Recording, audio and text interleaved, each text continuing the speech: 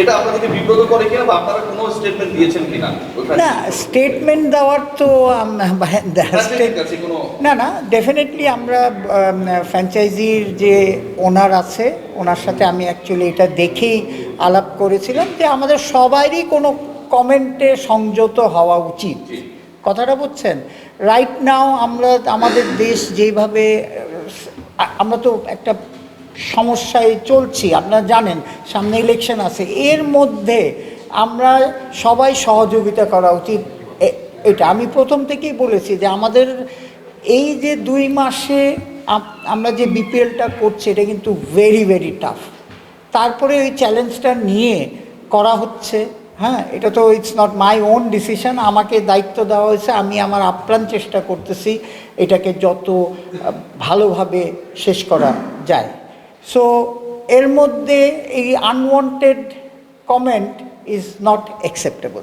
এইটা আপনি জানেন যে আমাদের একটা স্বতন্ত্র কমিটি আছে হেডেড বাই অ্যালেক্স মার্শাল এবং আমাদের নতুন যারা জয়েন করেছেন।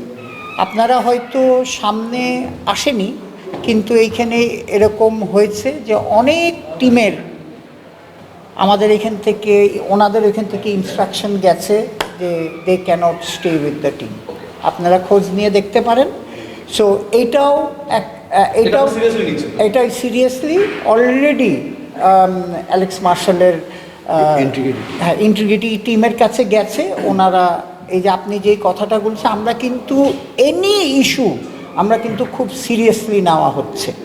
এই সিরিয়াসলি নেওয়া হচ্ছে বলেই আপনি দেখেন অনেক টিম, আমরা যে দুটো জিনিসে প্রেশার রেখেছি যে প্লেয়ার পেমেন্ট আমরা দিতেই হবে, আর দ্বিতীয় ইন্টিগ্রিটিটা ঠিক থাকবে, এই দুইটা হচ্ছে মেন।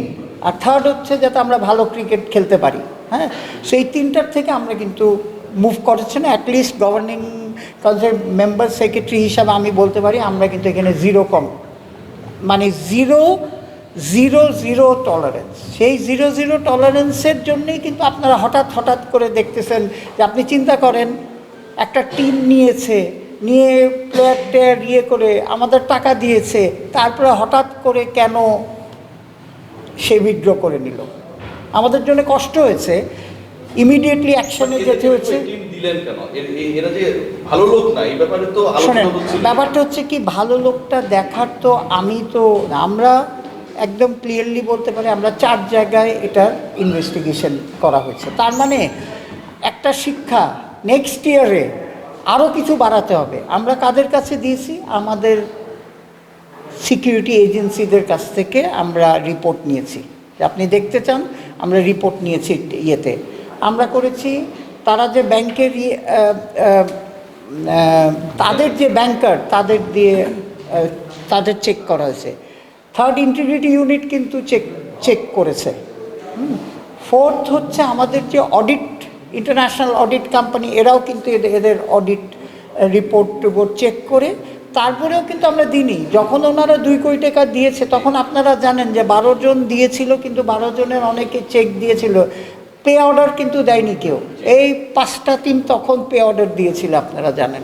সো এইসব যখন টিকমার্ক এসছে তখন কিন্তু আমরা তাদের দেওয়া হয়েছে।